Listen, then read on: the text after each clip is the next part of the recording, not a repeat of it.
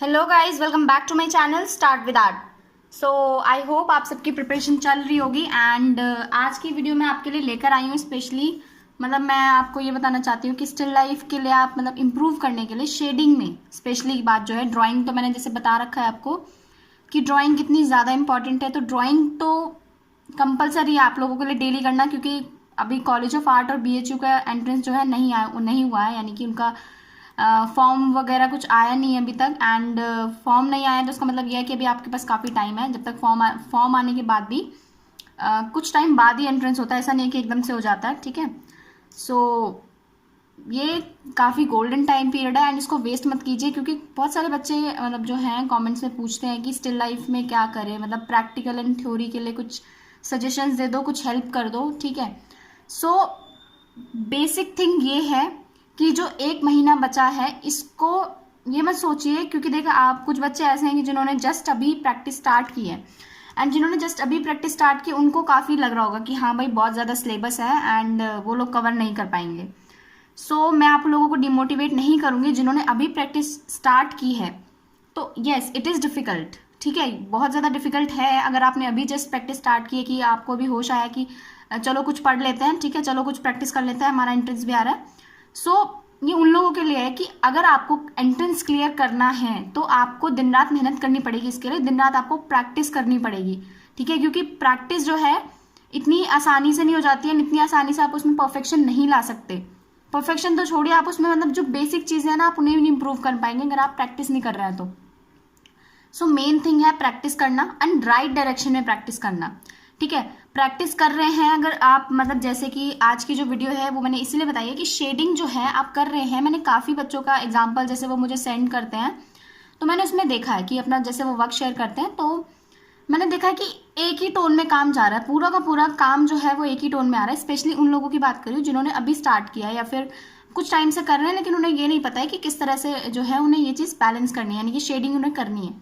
सो वो क्या करते हैं कि जैसे अगर मान लीजिए कोई भी एग्जाम्पल आप ले लीजिए, ठीक है, तो एक एग्जांपल देके दिखाती हूँ, वेट एक सेकेंड। सो ये जैसे मेरे पास एक जैसे कि मैंने ये लॉक लिया है अभी, ठीक है। सो इस लॉक में मैं आपको एक चीज़ दिखाना चाहती हूँ कि जैसे ये हाईलाइटेड वाला सरफेस जो है वो ये है, यहाँ पे सबसे ज़्यादा हाईलाइट पड़ रहा है, ठीक है, इसके ऊपर वाले सरफेस पे सबसे ज़्यादा हाईलाइट पड़ रहा है। तो ये चीज़ समझने की ज़रूरत है आपको कि शेडिंग क्यों कराई जा रही है, यानी कि शेडिंग का पर्पस क्या है, ठीक है। शेडिंग का पर्पस यही है कि अगर ये देखिए, अगर मैं इसको ऐसे ही मतलब ये लाइन जो है और ये लाइन जो है, इन दोनों लाइनों को मैं बना दूं यहाँ पे, ठीक है। मान लीजिए मैंने ये लाइन ऐसे करके बना दी, ठीक है, ये दोनों लाइनें मैंने बना दी। अब ये जो है बिल्कुल फ्लैट है, ठीक है, जैसा कि आप देख सकते हैं ये दोनों लाइनें जो है फ्लैट हैं और इसमें जो है शेडिंग जो है वो डायमेंशनैलिटी ऐड कर रही है, ठीक है। इसको हम 3D बनाएंगे अब हम शेडिंग की मदद से। ये वाला जो हिस्सा है इसका, ये वाला जो एरिया है और ये वाला जो एरिया है वो ऑब्वियसली सी बात है डार्क रखना पड़ेगा हमें, तभी जाकर जो है हम ये ऊपर वाला जो एरिया है इसको ऊपर दिखा पाएंगे, यानी कि हम ऐसा इल्यूजन दिखा पाएंगे कि ये जो सरफेस है वो थोड़ा सा ऊपर है, ठीक है। यहाँ पे जो ये हाईलाइट पड़ रहा है ये काफ़ी इंपॉर्टेंट है। सो अब क्या करते हैं कुछ बच्चे, क्या करते हैं कि शेडिंग करते हैं इस तरह से, ठीक है, मान लीजिए स्ट्रोक्स में भी कर रहे हैं वो इस तरह से शेडिंग करेंगे।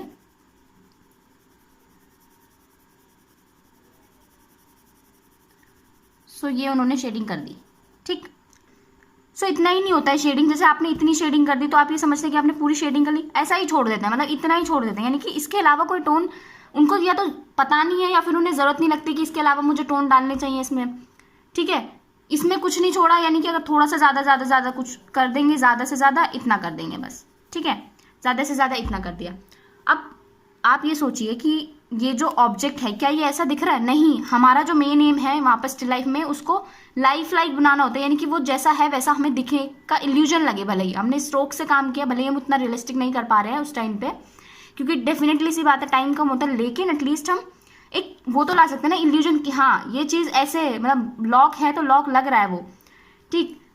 सो अब इस चीज़ को कैसे इम्प्रूव करना है, ठीक है। सबसे पहले आपको प्रेशर कंट्रोल सीखना पड़ेगा इसके लिए, यानी कि आपका बेसिक मतलब दिक्कत कहाँ आ रही है कि आपको ये नहीं पता है कि आपको प्रेशर कितना कहाँ पे डालना है, ठीक है, कितना डार्क कहाँ पे करना है। सो ये चीज़ आप समझ लीजिए अच्छे तरीके से कि जहाँ पर डार्क है वहाँ पर डार्क करने से मत डरिए, यानी कि आप ये सोच रहे हैं जैसे यहाँ ब्लैक हो जाएगा, मैंने ये पूरा ब्लैक कर दिया, ठीक है, मैंने ये हिस्सा भी ब्लैक कर दिया है, मैंने यहाँ पे हाईलाइट नहीं छोड़ा है, तब भी ये वाला जो एरिया है ना ये निकल के आ रहा है क्योंकि यहाँ पर मैंने साइड में, दोनों साइड में जो है मैंने डार्क किया। अगर मैं यहाँ पर और हाईलाइट छोड़ती, जैसे मैंने आपको ये शेडिंग करके बताया, तो अगर मैं यहाँ पे हाईलाइट छोड़ती तो ये और ज़्यादा निकल के आता। जैसे कि यहाँ पर मैं ड्रॉ करके दिखाती हूँ आपको ये, एंड अभी हम देखेंगे।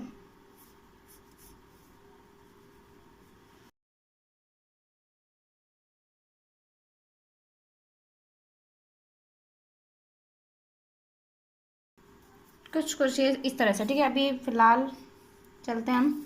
तो शेडिंग बता रही थी मैं इसमें आपको कि आपको शेडिंग कैसे करनी है, ठीक है। ये वाला जो हिस्सा है यहाँ पर देखिए प्योर वाइट है ये, यानी कि यहाँ पर इतना ज़्यादा स्ट्रॉन्ग हाईलाइट है जितना यहाँ पे है, ठीक है, उतना ही स्ट्रॉन्ग हाईलाइट यहाँ पे है। सो इसी चीज़ को देखना है कि अगर यहाँ पर आप डार्क कर रहे हैं ना, तो इस चीज़ को आपने हाईलाइट की तरह छोड़ना है, यानी कि पूरे पे एक टोन मार दिए, नहीं ऐसा नहीं करना है। एंड मान लीजिए आपने ये ऐसे छोड़ भी दिया है, बेसिक टोन आपने ये लगा भी दी, ठीक है। मान लीजिए ये आपने हाईलाइट ऐसे छोड़ दिया, एंड इसके बाद आप आगे चल रहे हैं।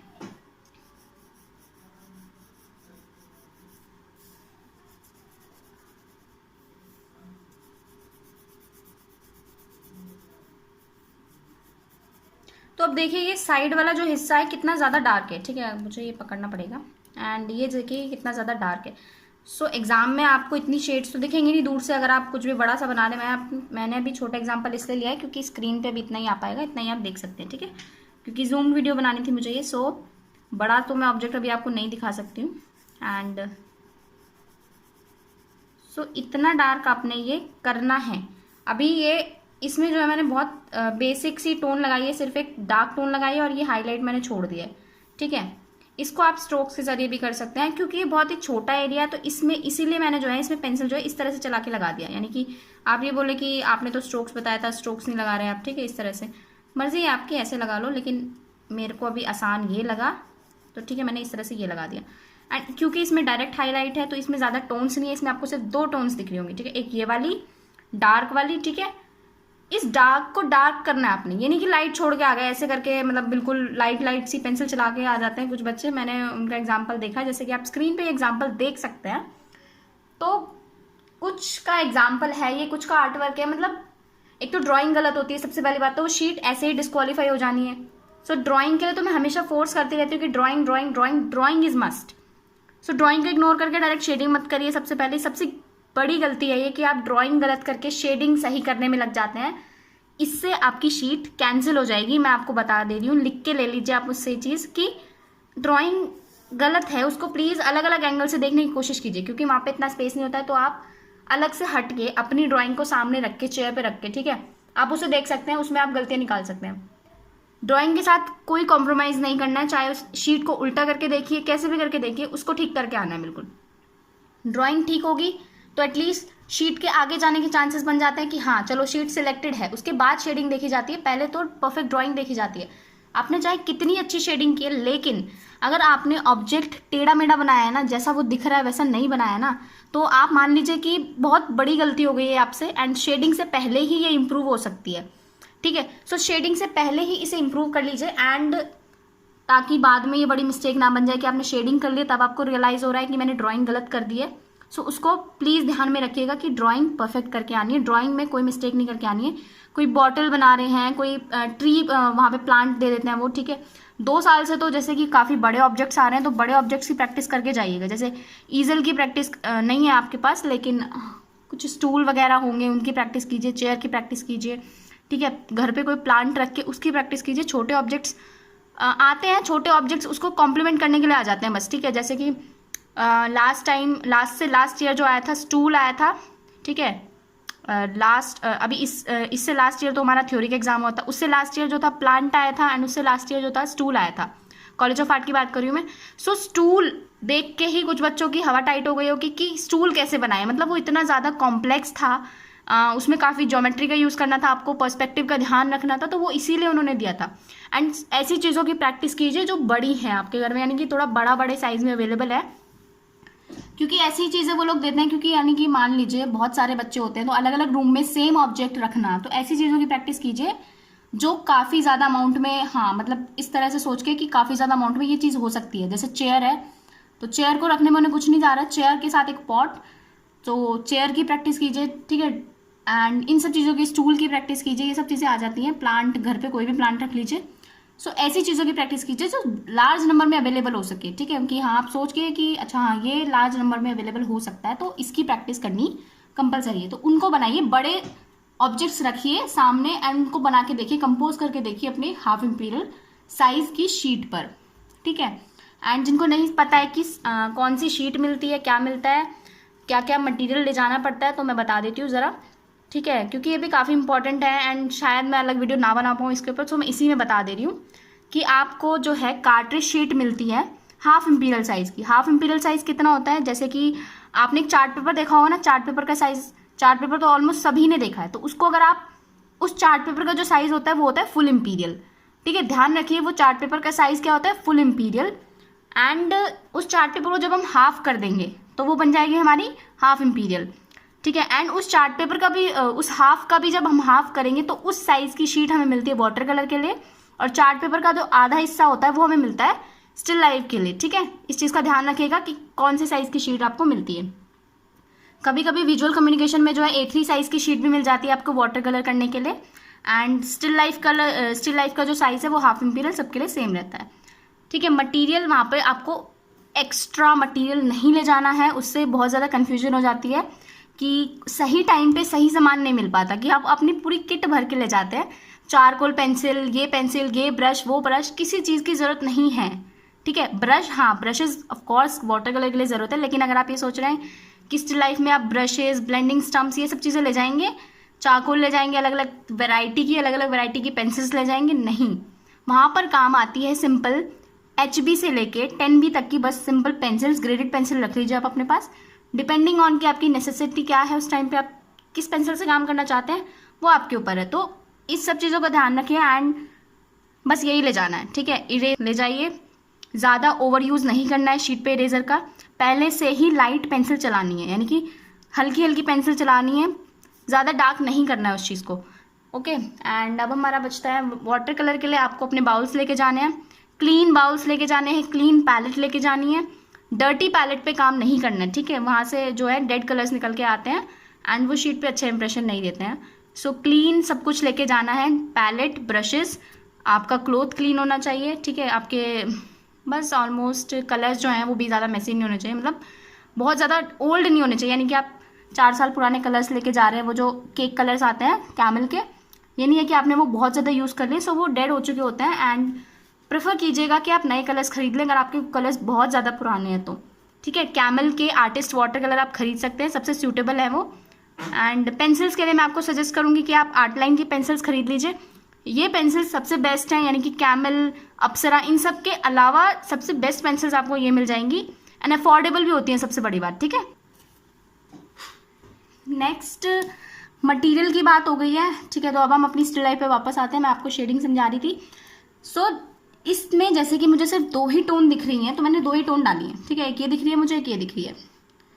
दूर से इतना छोटा ऑब्जेक्ट डेफिनेटली नहीं आएगा, ठीक है। अगर बड़ा भी आता है तो उसमें आप देखिए मेजर टोन्स आपको क्या क्या दिख रही है, ठीक है। मेजर टोन जैसे कि इसमें मुझे 2 टोन्स दिख रही है मेजर, ये हाईलाइट दिख रहा है और ये डार्क वाली टोन दिख रही है। सो दूर से ऑब्जेक्ट में भी आपने यही चीज़ जो है ऑब्जर्व करनी है कि आपको कौन कौन सी मेन 3 टोन्स दिख रही है, ठीक है। डार्क वाली, उससे लाइट वाली और हाईलाइट वाली, इनको तो छोड़ना नहीं है बिल्कुल भी, प्लीज़ इसमें डिफ्रेंशिएट कीजिएगा। सिंपल ये नहीं है कि ये वाली टोन जो है आपने सब में लगा दी है, ठीक है। ये वाली जो टोन है पूरे में बस यही करके छोड़ के आ गए, नहीं, ऐसा नहीं करना है। काफ़ी स्टिल लाइफ में मैंने देखा है ऐसे ही कर रखा है काफ़ी बच्चों ने, मतलब जो आउटलाइन है ना ऑब्जेक्ट की वो इतनी डार्क है और उसके अंदर की जो शेडिंग है वो इतनी लाइट है, ऐसा नहीं करना है, ठीक है। सो इस तरह से आपके इस तरह से जो है आपने शेड्स देखनी है, ऑब्जर्व करनी है और उसको थोड़ा सा 3D बनाने की कोशिश करनी है कि हाँ ये लगे कि 3D है, ठीक है। हाईलाइट जो है मेंटेन करके रखना है, ये होता है हाईलाइट, ये वाला जो मेन पार्ट है, ठीक है, ये हाईलाइट है, मेंटेन करके रखना है इसको। एंड इसकी जो शेडोज पड़ रही हैं, जैसे इसकी शैडो किधर पड़ रही है, इस साइड पड़ रही है, ठीक है। ये जो है इसकी शैडो है, इसको भी बना के आना है। फिलहाल शेडिंग की बात, ये तो हाईलाइट शैडोज मैंने एक वीडियो में डिस्क्राइब भी कर रखा है, ठीक है, तो आप वो वीडियो देख सकते हैं। एंड इसमें जो है प्रेशर का कंट्रोल काफ़ी इंपॉर्टेंट होता है शेडिंग में, जैसे कि आपको उसके लिए प्रैक्टिस करनी है इस चीज़ की, यानी कि इस पेंसिल का सबसे डार्केस्ट पॉइंट क्या है, ये, ठीक है। अब इसको आपने धीरे धीरे धीरे धीरे जो है लाइट करते जाना है,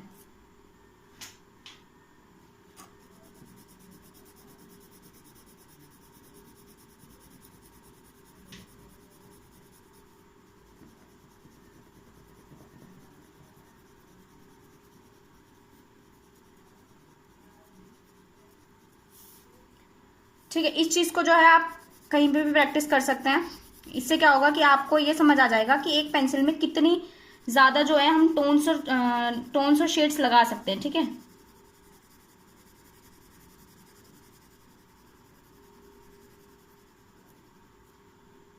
अब इसमें जो है कितनी सारी जो है टोन्स आ रही हैं। ठीक है, टोन्स एंड शेड्स आ रही हैं। सो सिर्फ एक ही पे मत अटके रहिए, उसके अलावा भी डार्क आप कर सकते हैं। सो जितना ज़्यादा डार्क करोगे उतना ज़्यादा आपके लिए अच्छा रहेगा। एंड ये काफ़ी इंपॉर्टेंट भी है, क्योंकि दूर से जब देखा जाएगा तो ये वाली जो टोन है ना, ये सबको मतलब एक तरह से एक फ्लैट जो है सरफेस हमें दिखाएगी। लेकिन अगर आपने इसका भी यूज़ किया होगा, जैसे कि ये मैंने बताया था, जैसे आपने ये ऐसे ऐसे शेड करके आ गए आप, जैसे कि इतना बताया था, ऐसे ऐसे सिंपल शेड मार दिया आपने, तो ऐसे नहीं करना है। अब जैसे इसमें मैंने 2 का, भले ही मैंने ज़्यादा नहीं यूज़ किया क्योंकि छोटा ऑब्जेक्ट है, इतना ज़्यादा उसमें कुछ दिख भी नहीं रहा है, लेकिन 2 का यूज़ किया तो हाँ ऐसा लग रहा है कि थोड़ा सा स्टील वाला लुक आ रहा है ना, कि ये हाईलाइट की वजह से थोड़ा सा स्टील टाइप लग रहा है। ठीक है, इस चीज़ का ध्यान रखना है। एंड जितनी मैक्सिमम शेड्स आपको दिख रही हैं इतनी नहीं कैप्चर करनी है। सो मैक्सिमम आपको शेड्स का यूज नहीं करना है, सिर्फ आपको 3 शेड्स पकड़नी है। ठीक है, डार्केस्ट, मिडिल एंड हाईलाइट। ठीक है, इसके अलावा अगर आप शेड पकड़ने की कोशिश करेंगे तो मतलब जैसे अगर बड़ा ऑब्जेक्ट आया है तो डेफिनेटली कोशिश कीजिए कि 3-4 शेड्स पकड़ के काम कीजिए। ठीक है, लेकिन अगर छोटे छोटे ऑब्जेक्ट्स हैं तो उनका सिर्फ डार्केस्ट पार्ट देखिए एंड हाईलाइट देखिए, और उसको जल्दी से अप्लाई कर दीजिए, क्योंकि जितना आप उसे देखने में टाइम वेस्ट करेंगे उतने में जो है आपकी ये शेड्स जो है लग जाएंगी। सो प्रेशर का ध्यान रखना है कि आप पेंसिल का प्रेशर कितना डाल रहे हैं। यानी कि यहाँ पर जैसे कि अब मुझे लाइट शेड की ज़रूरत है, इस हाईलाइट के बराबर में जो है मुझे लाइट एरिया की ज़रूरत है। ठीक है, इस चीज़ में भी ना एक चीज़ डिफरेंस है, मैं आपको बताती हूँ। जैसे मैंने ये डार्क किया, ये मैंने हाईलाइट छोड़ दिया और ये मैंने डार्क किया। अब ये जो चीज़ है बहुत ज़्यादा गलत है, क्योंकि इसके अलावा ना मैंने यहाँ पे तीसरी टोन का यूज़ किया जो कि है मिडल टोन, और जो कि बहुत ही लाइट यूज़ किया, जिसकी वजह से इन दोनों के बीच का जो है ट्रांजिशन, यानी कि हाईलाइट से ये डार्क होते हुए ना एक ट्रांजिशन नज़र आ रहा है। तो अगर मैं इसमें हल्का सा ट्रांजिशन कर दूंगी ना,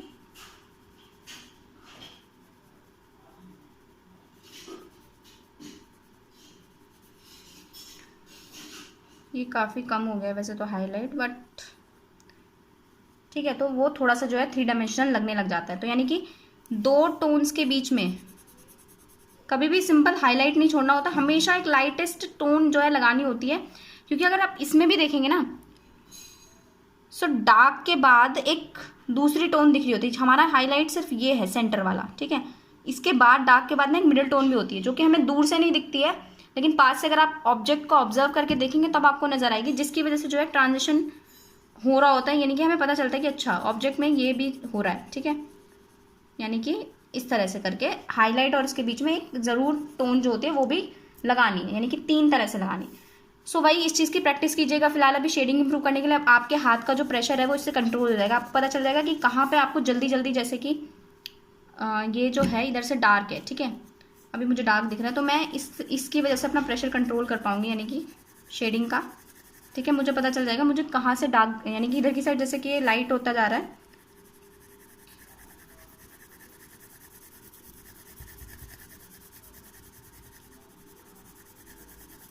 अच्छी शेडिंग के लिए आपको कौन सी पेंसिल यूज़ करनी है मैंने आपको बताई थी। अच्छी शेडिंग के लिए आपको HB यूज़ करनी है, सबसे बेस में जो है आपको HB लगानी है, ताकि आपका जो शीट के ग्रेन्स हैं वो दिखे नहीं। ठीक है, वो बहुत इंपॉर्टेंट है। अगर शीट के ग्रेन्स आप लोग कवर कर लेते हैं HB से तो बहुत ही स्मूथ और क्लीन फिनिश्ड लुक आता है, जो कि यानी कि काफ़ी अच्छा होता है। यानी कि अगर आप जैसे ये शेडिंग का तरीका है, ऐसे ऐसे भी होता है शेडिंग का तरीका, जो बिगनर है वो इस तरह से प्रैक्टिस कर सकते हैं। ठीक है, एक ही डायरेक्शन में स्ट्रोक्स लगाने की प्रैक्टिस कर सकते हैं। ठीक है, इससे थोड़ा लाइट, देन इससे लाइट, ठीक है, डार्क, और ये किसी भी डायरेक्शन से आप कर सकते हैं।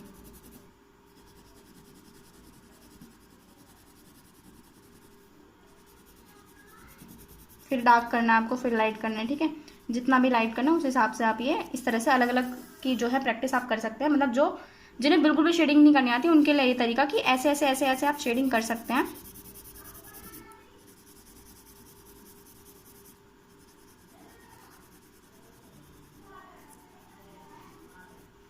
ठीक है, सो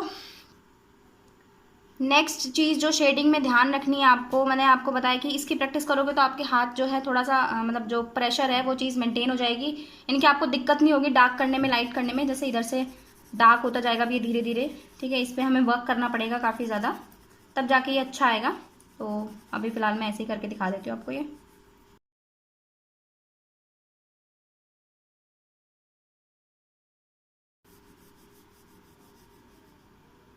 अब जैसे कि यहाँ पे ये हाईलाइट आप देख सकते हैं, ठीक है। इस शेप का कुछ कुछ हाईलाइट जो है आ रहा है। इसके बाद क्या है, हल्का सा डार्क एरिया, उसके बाद जो है लाइट वाला एरिया, यानी कि बैकग्राउंड वाला एरिया।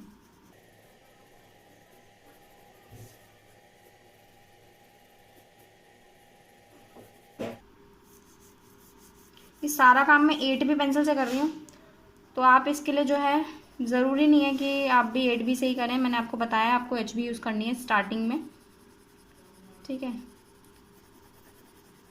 सो जब आप इस चीज़ की प्रैक्टिस करते हैं ना, मतलब ग्रेडेशन स्केल की प्रैक्टिस करते हैं, तो आपका जो हाथ है उस पर जो कंट्रोल है आपका वो काफ़ी बढ़ जाता है, एंड इसकी वजह से जो है आप अच्छा काम कर पाते हैं। आपको पता चलेगा कि सिर्फ ये वाली टोन लगा के नहीं ये लॉक कंप्लीट हो जाएगा, इसमें काफ़ी सारी टोन्स हैं, तो आपको वो कैप्चर करनी पड़ेंगी, ठीक है। उसको कैप्चर कैसे करना आएगा, जब आप लाइव प्रैक्टिस करेंगे घर में ऑब्जेक्ट्स रख के अपने सामने, ऑब्जर्व करेंगे कि इसमें कितनी टोन्स आ रही हैं, कहाँ पे इसमें मुझे डार्क दिख रहा है, कहाँ पे लाइट दिख रहा है। एक हाईलाइट और एक शैडो, दोनों चीज़ें बहुत मस्ट है।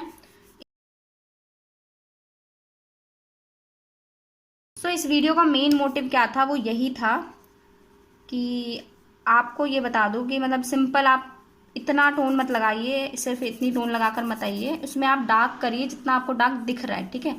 जितना ज़्यादा डार्क करेंगे ना उतना ज़्यादा आपके लिए बेनिफिट रहेगा वो, क्योंकि दूर से शीट देखी जाती है, तो अगर दूर से देखी जा रही है तो वो दूर से कॉन्ट्रास्ट क्रिएट होना चाहिए उसमें, ठीक है। ये नहीं कि सिर्फ एक ही टोन में काम करके आ गए, नहीं। इस चीज़ का ध्यान रखना है कि जब तक कॉन्ट्रास्ट शीट में क्रिएट नहीं होगा, यानी कि कॉन्ट्रास्ट पता है ना आपको, ब्लैक के साथ वाइट, यानी कि जो ऑपोजिट कलर्स होते हैं जो एक दूसरे को कॉम्प्लीमेंट कर रहे होते हैं, जो बिल्कुल ही ऑपोजिट होते हैं, ठीक है। जैसे कि यहाँ पे ये कलर है, इसके और ये वाला जो सर्कल है, ये दोनों क्या है, ब्लैक है, ये वाइट है। सो इसको कॉम्प्लीमेंट मतलब ये जो है इसको कॉन्ट्रास्टिंग दिखाने के लिए मुझे जो है इसके आसपास जो है डार्क करना पड़ेगा, ताकि ये था ये थोड़ा उभर के आए, ठीक है, जिसकी वजह से ये उभर के आए। तो मैंने इसके कॉर्नर में क्या किया, डार्क किया है। ऐसे ही आपने डार्कनेस का ध्यान रखना है, जो सिंपल सिर्फ एक शेड आप मार रहे हैं वो नहीं मारनी ड्राइंग करके, यानी कि जैसे कि ये कुछ ड्रॉ किया है यहाँ पे, समथिंग लाइक दैट, एंड इसमें पूरे में एक शेड लगा दिए। और भी टोन्स है इसमें, और भी टोन्स को कैप्चर कीजिए, ठीक है। इसके बाद मिडिल टोन को कैप्चर कीजिए, डार्केस्ट टोन जो पेंसिल की डार्केस्ट आप यूज़ कर सकते हैं उसको डार्क कीजिए, जितना आपको डार्क दिख रहा है उसके हिसाब से, ठीक है।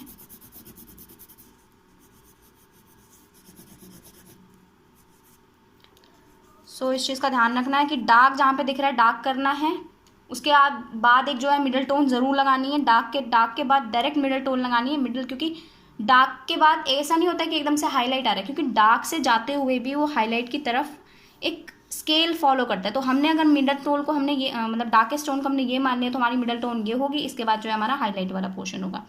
सो इसीलिए मैंने आपको बताया कि डार्क के बाद आपने हाईलाइट मिडिल टोन का यूज़ करना है, देन आपका जो है हाईलाइट वाला वो आएगा, तब आप जो है ऐसा ही आपने ऑपोजिट साइड भी करना है, तब आपका जो ऑब्जेक्ट है या जो भी है वो 3 डायमेंशनल थोड़ा सा लगेगा।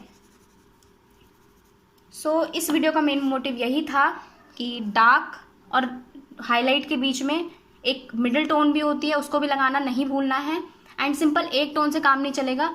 आप जिन बच्चों ने भी वो किया है, यानी कि जिन बच्चों ने भी मुझे ड्राइंग्स भेजी हैं, वो क्या कर सकते हैं, वो उस ड्राइंग को इम्प्रूव करके उसमें डार्कनेस डाल के, ठीक है, उसी ड्राइंग को इम्प्रूव करके आप खुद देखिएगा कि आपकी ड्राइंग में कितना ज़्यादा अंतर आता है। अगर आप ये चीज़ करते हैं कि आप बिगिनर हैं, आई अंडरस्टैंड, टोटली अंडरस्टैंड, ठीक है, सब ऐसा करते हैं, कोई प्रॉब्लम वाली बात नहीं है इसमें। तो आपको सिर्फ क्या है, डार्कनेस बढ़ानी है अपने ऑब्जेक्ट में और थोड़ा सा कॉन्ट्रास्ट क्रिएट करना है, क्योंकि कॉन्ट्रास्ट क्रिएट करना बहुत ही अच्छी क्वालिटी है अपनी ड्राइंग में। दूर से देखी जाएगी तो वो बहुत ज़्यादा सुंदर लगेगी, अपीलिंग लगेगी, ठीक है, आई को। एक ही टोन मार के आ जाएंगे, 2 टोन मार के आ जाएंगे तो क्या होगा कि वो फेड हो जाएगी। मतलब दूर से तो हमें वैसे भी वो चीज़ दिखती है ना जो थोड़ा ब्राइट हो, जो थोड़ा सा कॉन्ट्रास्टिंग हो, तो इस चीज़ का ध्यान रखिए कि कॉन्ट्रास्ट अपनी स्टिल लाइफ में क्रिएट करना है, बहुत ज़्यादा ज़रूरी है। ऐसे ही वाटर कलर्स में भी आपको कॉन्ट्रास्ट क्रिएट करना है। सिंपल एक टोन लगाने से कुछ नहीं होगा, उसमें कॉन्ट्रास्ट क्रिएट करिए, भले 2 टोन लगाने हैं आप, ठीक है, लेकिन उसमें कॉन्ट्रास्ट क्रिएट होना चाहिए कि हाँ दूर से दिख रहा है वो चीज़। सो गाइज आज की वीडियो में बस इतना ही, एंड आई होप आपको समझ आई होगी। शेडिंग की जो टिप्स दी हैं, थोड़ा प्रेशर कंट्रोल सीखिए अपने हाथ पे, ठीक है। एंड बिगनर्स के लिए मैंने आपको शेडिंग की टिप बताई है किस तरह से आप जो है प्रैक्टिस कर सकते हैं।